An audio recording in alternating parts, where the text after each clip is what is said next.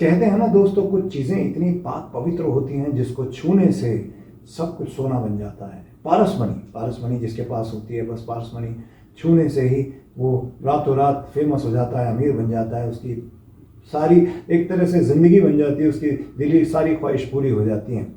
आप कह सकते हैं कि धुरंधर ऐसी फिल्म है जिसने बहुत सारे लोगों के सोए हुए करियर को जगा दिया।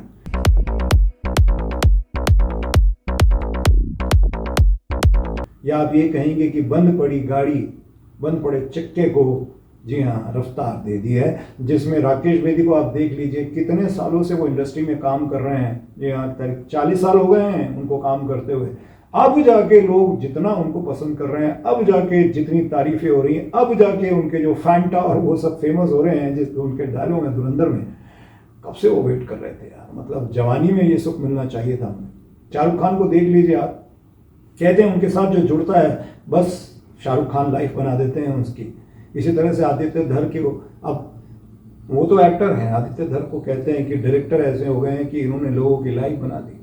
अली जिन्होंने गाना गाया था, ना तो कारवां की तलाश है, पुराने ही गाने को जो पहला फिल्म, जी हाँ, अपने पहले ही गाने से फिल्म के गीत जाइए सजना आपने सुना होगा, सुर्खियों में आ गई हैं जैस्मिन सैंडल्स। कच्ची कली साडा मासूम चेहरा, पंजाबी म्यूजिक इंडस्ट्री की सबसे हाईली पेड फीमेल सिंगर बन गई हैं।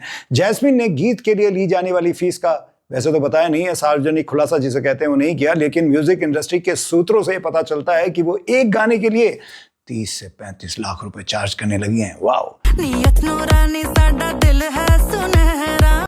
जालंधर में ये पैदा हुई थी। इनका सफर कैसा था? संघर्ष भरा था।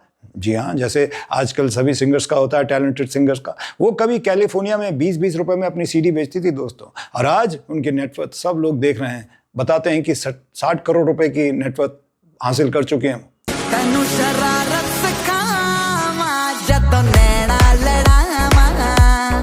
सैन फ्रांसिस्को में उनका करीब 20 करोड़ का लग्जरी घर भी है, और फीस के मामले में जैस्मिन के बाद नेहा कक्कड़, निमृत खैरा और सुनंदा शर्मा का नाम शामिल है। पंजाबी सिंगर जैस्मिन सैंडल्स के इंस्टाग्राम पर 7 मिलियन से ज्यादा फॉलोअर्स हो गए हैं। जिस तरह से उनकी पॉपुलैरिटी बढ़ रही है, all thanks goes to Dhurandhar also.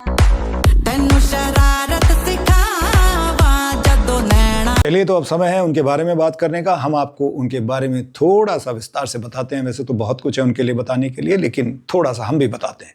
1985 Punjab के जालंधर में इनका जन्म हुआ, और 85 में जन्मी जैस्मिन को स्कूल की पढ़ाई से ज़्यादा, जी हाँ, वो स्कूल में पढ़ने, उनको मैथ ऐसा लगता था, साइंस ऐसी लगती थी कि जैसे नींद ही आ जाएगी। उनके दिमाग में सिर्फ और सिर्फ, जी हाँ, वही घूमता था, म्यूज़िक। आज ग्लोबल पंजाबी टॉप सिंगर बन चुकी हैं वो। जैस्मिन को फैंस ने गुलाबी क्वीन का टैग भी दिया है। उनके जीवन की कहानी सिर्फ हिट गानों की नहीं है, बल्कि एक कहानी दूसरे देश में उनके अपने संघर्ष की भी है।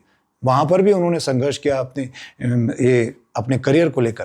फिल्म धुरंधर का हालिया ब्लॉकबस्टर सफलता और जैस्मिन के गीत ने फिर से साबित कर दिया उनका जादू बरकरार है। 6 साल की उम्र में उन्होंने अपना गाना शुरू कर दिया था। जैस्मिन सैंडल्स बताती हैं कि स्कूल में उन्हें मैथ या साइंस की क्लास बहुत बोरिंग लगती थी। उनका मन हमेशा म्यूजिक क्लास में ही रमता था, और 6 साल की उम्र में उन्होंने अपना गाना जब शुरू किया तो उनकी माँ ने हमेशा उनके इस जुनून को समझा और उन्हें बराबर सपोर्ट किया। ये बहुत ज़रूरी होता है। आप देख सकते हैं, हनी सिंह, उनके घर में उनके पिता से उनकी बनती नहीं थी, लेकिन माँ थी जिन्होंने उनको सपोर्ट किया, और आगे चल के इसका उन्हें फ़ायदा भी मिला। वरना शायद अगर माँ भी ऐसी ही होती, म्यूज़िक पसंद नहीं करती बाप की तरह, तो शायद हनी सिंह को हम सुन नहीं पाते।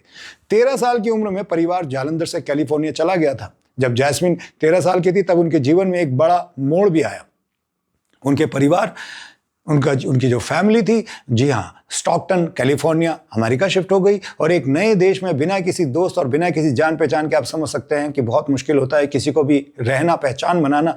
और इसमें उन्होंने जैसे तैसे अपनी पहचान बनाई। इस मुश्किल दौर में संगीत ही उनका एकमात्र सहारा था, दोस्त था। उन्होंने कविताएं लिखनी भी शुरू कर दी, वो गाने भी लिखती थी, और धीरे धीरे उन्हें कंपोज भी करती थी, उन्हीं पे गाने बनाने लगी। यहीं पर उन्होंने अपनी पंजाबी जड़ों के संगीत को वेस्ट कोस्ट जो हिप हॉप होता है उसके साथ मिलाकर एक अलग स्टाइल बनाकर लोगों के सामने पेश किया। आपको बताते दोस्त, 20 रुपए की सीडी हाथ में लेकर वो क्लबों के, रेस्टोरों के बाद खड़ी रहती थी, लोगों को देती थी कि 20 रुपए, मतलब कुछ लोगों को तो फ्री में भी उन्होंने दिया है। एक इंटरव्यू में उन्होंने ये बात खुद बताई थी कि सक्सेस रातों रात नहीं मिलती, इसके लिए बहुत पापड़ बेलने पड़ते हैं, संघर्ष करना पड़ता है, और इसके लिए अपने गीतों की सीडी बनाकर उसे 20 रुपए में बेचने के लिए, बल्कि मैं फ्री में देने के लिए घर से निकलती थी कि कोई तो इसे सुन ले। मेरा कोई गॉडफादर नहीं है, हो सकता है कोई इसे सुन ले, और हो सकता है मुझे भी कोई गॉडफादर मिल जाए, लेकिन आपका गॉडफादर सिर्फ आप खुद होते हैं, टैलेंट होता है।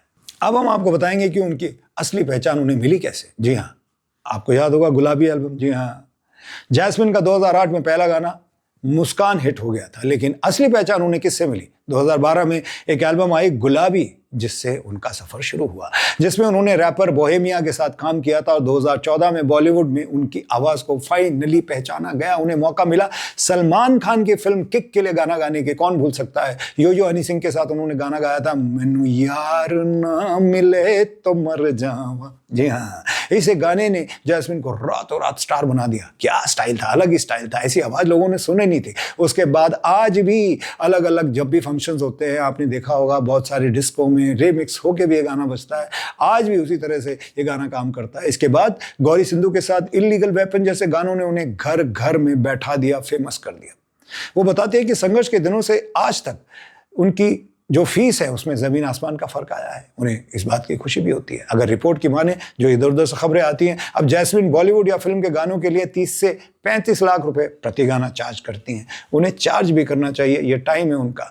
और यहाँ मैं रहमान डकैत के बारे में बताना चाहूँगा कि उन्होंने जिस तरह से छलांग लगाई है, धुरंधर में बताना भूल गया था, 2.5 लाख रुपए लेते थे रहमान डकैत, अक्षय खन्ना, और उसके बाद जब ये फिल्म हिट हुई तो 32 लाख रुपए लेने लगे, जिसके बाद बहुत सारी कंट्रोवर्सी भी हुई, कौन भूल सकता है। उनके एक लाइव कॉन्सर्ट की फीस लगभग 10 से 25 लाख है। जी हाँ, मैं जैस्मिन की बात कर रहा हूँ। और उनकी जो अनुमान लगाया जाता है नेटवर्थ लगभग 16 करोड़, सॉरी माफ कीजिएगा, उनकी अनुमानित नेटवर्थ जो अनुमान लगाया जाता है वो नेटवर्थ उनकी 60 करोड़ रुपए की। हम चाहेंगे आप ऐसे ही आगे बढ़ते रहें, ऐसे ही एंटरटेन करते रहें, और ऐसे ही आपको मौके मिलते रहें और लोग इंजॉय करते रहें। आपने संघर्ष किया है, आप इसे डिजर्व करती हैं। Whatever you are doing, it's commendable. I must praise you and we wish you best of luck for your future. Take care. Bye bye. Allah Hafiz. Ram Ram.